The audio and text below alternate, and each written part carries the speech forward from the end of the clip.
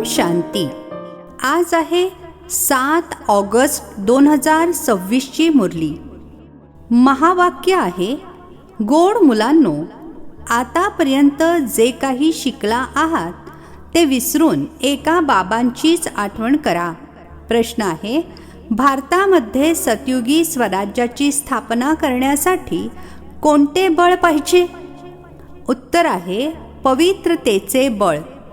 तुम्ही सर्वशक्तिवान बाबांसोबत योग लावून पवित्र बनता. हे पवित्रतेचेच बळ आहे ज्याद्वारे सतयुगी स्वराज्याची स्थापना होते. यामध्ये युद्ध इत्यादीची कोणतीही गोष्ट नाही. ज्ञान आणि योगबल हेच पावन दुनियेचा मालक बनवतात. याच बळाद्वारे एकमताची स्थापना होते. गीत आहे, आखिर वह दिन आया आज. ओम शांती. मुलांनी गाणे ऐकले. हे गाणे काही आपण बनवलेले नाही आहे. जसे इतर वेदशास्त्रांचे सार समजावून सांगितले जात आहे, तसेच ही देखील जी गाणी बनवली आहेत त्यांचे देखील सार समजावून सांगतात. मुले जाणतात की नावाडी अथवा बागवान अथवा सद्गती दाता एक बाबाच आहेत. भक्ती करता जीवनमुक्ती करिता. परंतु जीवनमुक्ती अथवा सद्गती दाता एक भगवानच आहेत. त्याचा अर्थ फक्त मुलेच समजू शकतात, मनुष्य समजत नाहीत. सद्गती अर्थात दुःखातून सोडवून शांतीची प्राप्ती करवितात. भारतवासी मुले जाणतात की इथे पवित्रता, सुख, शांती होती जेव्हा या लक्ष्मीनारायणाचे राज्य होते. राधे कृष्णाचे राज्य म्हणू शकत नाही. वास्तविक मातांची हमजिन्स राधा आहे. तिच्यावर अधिक प्रेम केले पाहिजे. तरी देखील श्रीकृष्णावर खूप प्रेम करतात. त्याला झोपाळ्यावर झोके देतात. श्रीकृष्णाची जन्माष्टमी देखील साजरी करतात. राधेची जयंती साजरी करत नाहीत. वास्तविक दोघांचीही साजरी केली पाहिजे. काहीच समजत नाहीत. त्यांच्या जीवन कहाणीला तर कोणीही जाणत नाहीत.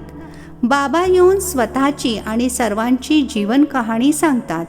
मनुष्य म्हणतात देखील, शिव परमात्माय नमः, परंतु त्यांच्या जीवन कहाणीला जाणत नाहीत. मनुष्याच्या जीवन कहाणीला इतिहास भूगोल म्हटले जाते. जगाचा इतिहास भूगोल तर सांगितला जातो ना.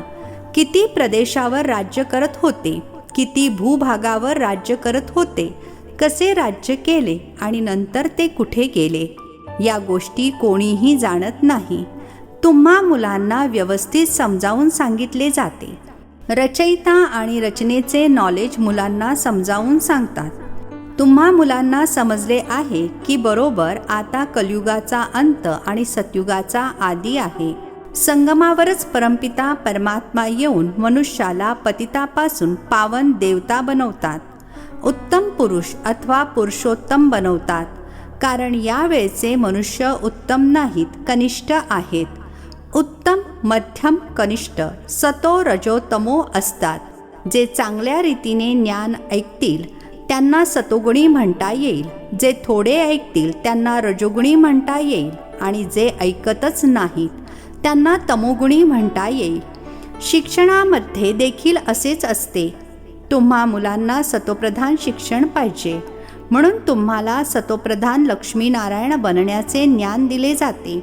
नरापासून नारायण आणि नारीपासून लक्ष्मी बनायचे आहे. गीतेविषयी देखील तुम्ही म्हणता की खरी गीता ही आहे. तुम्ही लिहू देखील शकता, ही आहे खरी गीता पाठशाळा, अर्थात सत्यनारायण बनण्याची कथा अथवा खरी अमर कथा, खरी तिजरीची कथा. सर्व चित्रे तर तुमच्याकडे आहेत. यामध्ये संपूर्ण ज्ञान आहे. तुम्ही मुले आता प्रतिज्ञा करता की आम्ही प्रजापिता ब्रह्मा कुमार कुमारी भारताला सतोप्रधान स्वर्ग बनवूनच सोडू. तुम्हाला ही सर्वांना खबर द्यायची आहे. गांधीजी देखील पावन राज्य इच्छित होते, तर जरूर आता पतित राज्य आहे. आपण स्वतः पतित आहोत हे कोणीही समजू शकत नाही. रावण म्हणजे 5 विकार. म्हणतात रामराज्य पाहिजे, तर जरूर आसुरी संप्रदायाचे झाले ना. परंतु हे कोणाच्याही बुद्धीमध्ये येत नाही. किती मोठमोठ्या गुरु लोकांना देखील इतकी साधी गोष्ट समजत नाही. तुम्ही मुले खबर देता की आम्ही श्रीमतावर ब्रह्माद्वारे 5000 वर्षांपूर्वीप्रमाणे दैवी राज्य स्थापन करू. हे आहे पुरुषोत्तम संगम युग. जेव्हा तुम्ही कनिष्ठ पुरुषपासून सतोप्रधान पुरुषोत्तम बनता. मर्यादा पुरुषोत्तम केवळ आदी सनातन देवीदेवता धर्मच आहे. आता एकाच देवीदेवता धर्माची स्थापना होते, तेव्हा मग इतर धर्म असणारच नाहीत. तुम्ही मुले सिद्ध करून समजावून सांगतात की सतयुगामध्ये एक धर्म आणि एकच राज्य होते. भलेही त्रेतामध्ये सूर्यवंशीमधून बदलून चंद्रवंशीमध्ये जातात, परंतु भाषा एकच असेल. आता तर भारतामध्ये अनेक भाषा आहेत. मुले जाणतात की आपल्या राज्यामध्ये एकच भाषा होती. आजकाल तर खूप काही पाहत राहाल. जसे प्रवास करत असताना आपल्या देशाच्या जवळ येत जातात, तेव्हा आनंद होतो की आता आपण आपल्या घरी आलो. बस आता जाऊन भेटणार. तुम्हाला देखील आपल्या राजधानीचा साक्षात्कार होत राहील. आपल्या पुरुषार्थाचा देखील साक्षात्कार होईल. पाहाल की बाबा आम्हाला किती सांगत आहेत की पुरुषार्थ करा, नाहीतर हाय हाय कराल आणि पदाचा दर्जा देखील कमी होईल. योगची यात्रा सर्वांना सांगत राहा. समजावून सांगणे तर खूप सोपे आहे. शिडीवर समजावून सांगायला किती सोपे आहे. जे उशिरा येतात त्यांना दिवसेंदिवस सहज ज्ञान मिळते. एक आठवडा समजून घेतले तरी सहजपणे समजेल. चित्रे अशी बनलेली आहेत ज्यांच्यामध्ये अचूक स्पष्टीकरण आहे. 84 जन्मांचे चक्र अगदी अचूक आहे. हे भारतवासियांकरिता आहे. तुम्हा मुलांच्या बुद्धीमध्ये संपूर्ण ज्ञान आहे. तुम्ही जाणता की पतित पावन सद्गतीदाता शिवबाबांच्या मतावर आम्ही पुन्हा एकदा सहज राजयोग बळाद्वारे आपल्या तन मन धनाने भारताला स्वर्ग बनवत आहोत. दुसऱ्या कोणाचेही आम्ही घेत नाही. आमच्याच तन मन धनानेच सेवा करतो. जे जितके करतील ते आपल्याच भविष्याकरिता करत आहेत. तुम्हीच घरातील सदस्य आहात. तुमच्याद्वारेच बाबा सतयुगी स्वराज्याची स्थापना करून घेत आहेत. खर्च देखील तुम्हीच कराल. तुमचा फारसा काही खर्च नाही आहे. तुम्हाला फक्त शिवबाबांची आठवण करायची आहे. कुमारींना कसला खर्च करायचा? त्यांच्याकडे काय आहे? बाबा मुलांकडून फी घेतील का? काहीही नाही. शाळांमध्ये तर सर्वात अगोदर फीची गोष्ट करतात. तिथे शिक्षणामध्ये किती खर्च होतो. इथे तर शिवबाबा मुलांकडून पैसे कसे घेतील? शिवबाबांना स्वतःकरिता घर थोडेच बांधायचे आहे ज्यासाठी पैसे घेतील. तुम्हा मुलांना भविष्य स्वर्गामध्ये जाऊन हिरे माणकांचे महाल बांधायचे आहेत. म्हणून तुम्ही इथे जे काही करता त्याचे रिटर्न म्हणून भविष्यामध्ये तुम्हाला महाल मिळतो. या नीट समजून घेण्याच्या गोष्टी आहेत. जितके जे तन मन धनाने सेवा करतील ते तिथे तसेच प्राप्त करतील. कॉलेज अथवा हॉस्पिटल बांधतात, त्यासाठी 10 लाख 20 लाख खर्च करावे लागतात. इथे काही एवढा खर्च करावा लागत नाही. छोट्याशा घरामध्ये रुहानी कॉलेज कम हॉस्पिटल बनवतात. पांडवांचा आदिपती कोण होता? त्यांनी तर श्रीकृष्णाचे नाव लिहिले आहे. वास्तविक आहे निराकार भगवान. तुम्हाला श्रीमत देणारे भगवान आहेत. बाकीचे तर सर्वजण आहेत रावणाच्या मतावर. रावण राज्यामध्ये आहेत. रावणाच्या मतावर किती डर्टी बनले आहेत. आता हीच जुनी सृष्टी तीच पुन्हा नवीन बनते. सृष्टीवर फक्त भारतच होता. नवीन भारत आणि जुना भारत असे म्हणू. नवीन भारत तर स्वर्ग होता. मग भारत जुना आहे तर नरक आहे. याला रौरव नरक म्हटले जाते. ही मनुष्य मात्रांची गोष्ट आहे. इथे सुखाचे नामोनिशाणही नाही. हे काही सुख थोडेच आहे. संन्यासी देखील म्हणतात यावेळचे सुख कागविष्टे समान आहे. म्हणून ते गृहस्थ व्यवहाराचा त्याग करतात. ते काही स्वर्ग अथवा सतयुगाची स्थापना करू शकत नाहीत. श्रीकृष्ण पुरी तर परमात्माच स्थापन करतात. श्रीकृष्णाची आत्मा आणि शरीर दोन्ही सतोप्रधान होते, म्हणून श्रीकृष्णावर खूप प्रेम करतात, कारण पवित्र आहे ना. गायले देखील जाते, लहान मूल ब्रह्मज्ञानी समान असते. लहान मुलांना विकारांविषयी माहिती नसते, संन्याशांना तरी देखील माहिती असते. मूल तर जन्मतःच महात्मा असते. मुलांना तर पवित्र फूल म्हटले जाते. नंबर 1 फूल आहे श्रीकृष्ण. स्वर्ग नवीन दुनियेचा पहिला प्रिन्स. जन्म घेतला तर म्हणतील फर्स्ट प्रिन्स. श्रीकृष्णाची तर सर्वजण आठवण करतात की श्रीकृष्णासारखे मूल व्हावे. आता बाबा म्हणतात, जे बनायचे आहे ते बना, फक्त एकच श्रीकृष्ण थोडेच बनतो. प्रिन्स ऑफ वेल्स किती बनतात? सेकंड थर्ड असतात ना. तर इथे देखील डिनायस्टी अर्थात घराणे आहे. वडिलांच्या नंतर मग दुसरे गादीवर बसतील. जशी राजघराणी असतात तसे हे घराणे आहे. तुमचा संबंधच ख्रिश्चनांशी आहे.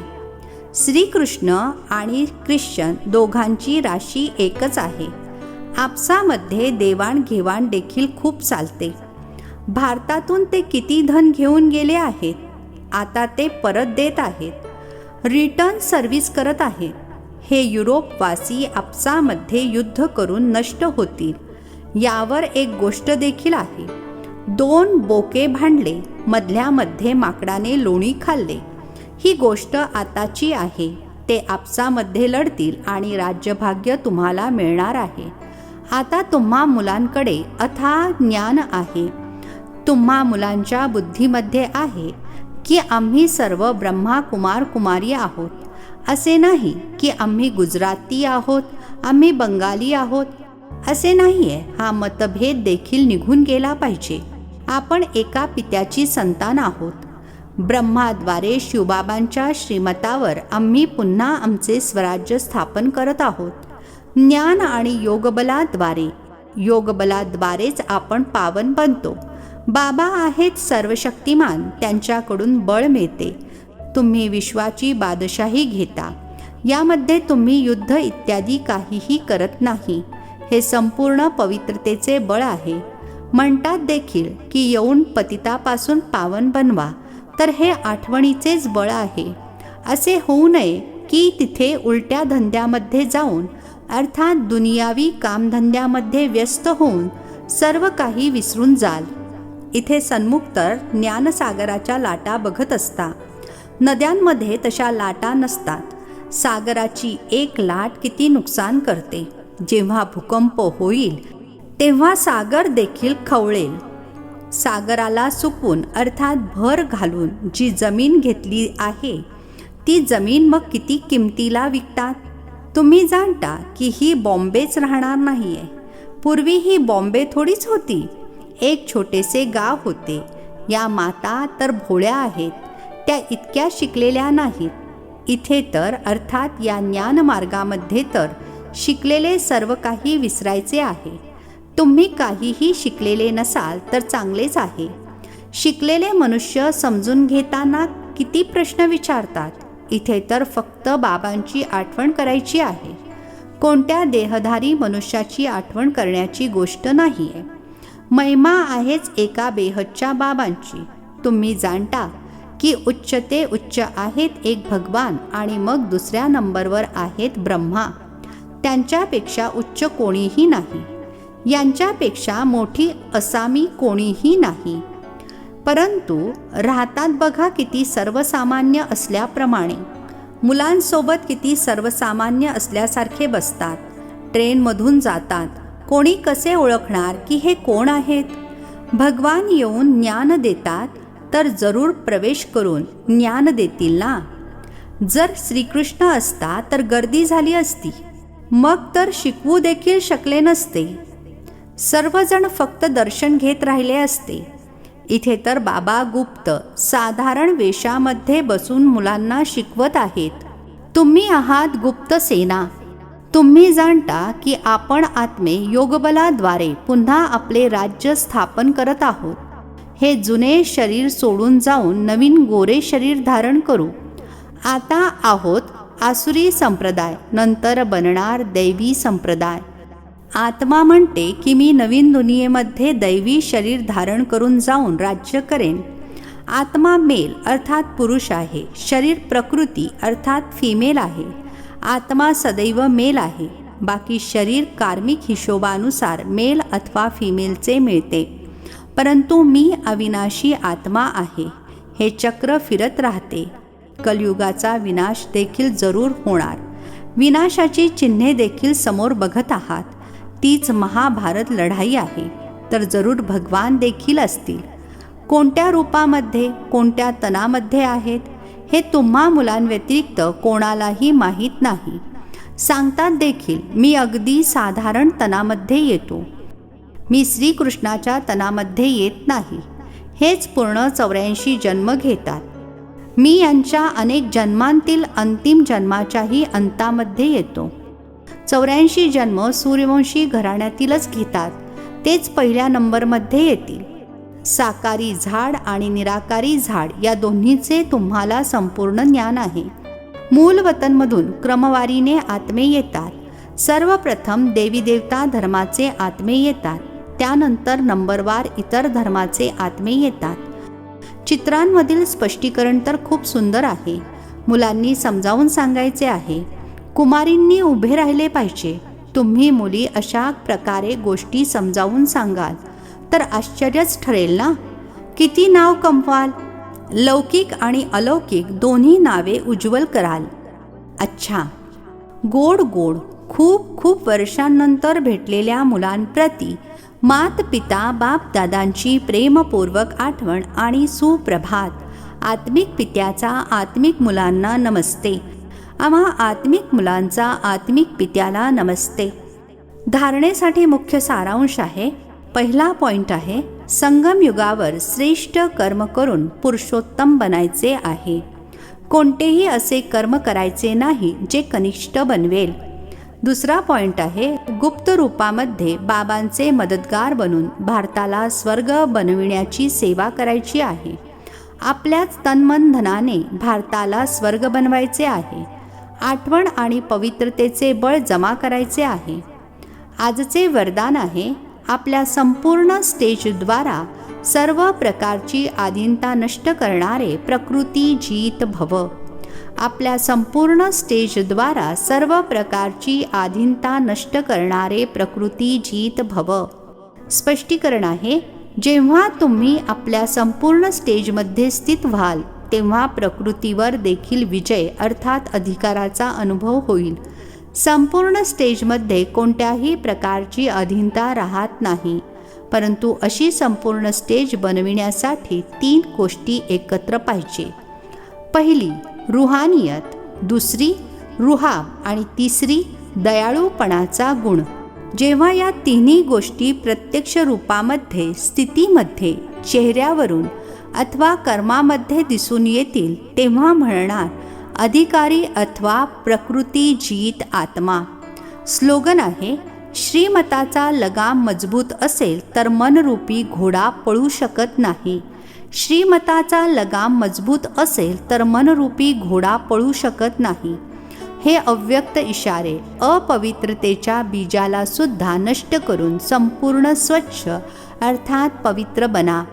जर कोणतीही अपवित्रता वृत्ती, स्मृती अथवा संकल्पामध्ये असेल तर ब्राह्मणपणाच्या स्थितीमध्ये स्थित राहू शकत नाही. म्हणून पावलोपावली सावध राहा. अनेक विशेषतांसोबत जर कोणती एक जरी कमजोरी असेल तर ती एक कमजोरी अनेक विशेषतांना नष्ट करते. अच्छा, ओम शांती. नवनवीन मराठी व्हिडिओज प्राप्त करण्यासाठी सबस्क्राईब करा मराठी गॉड रिपोर्ट चॅनलला.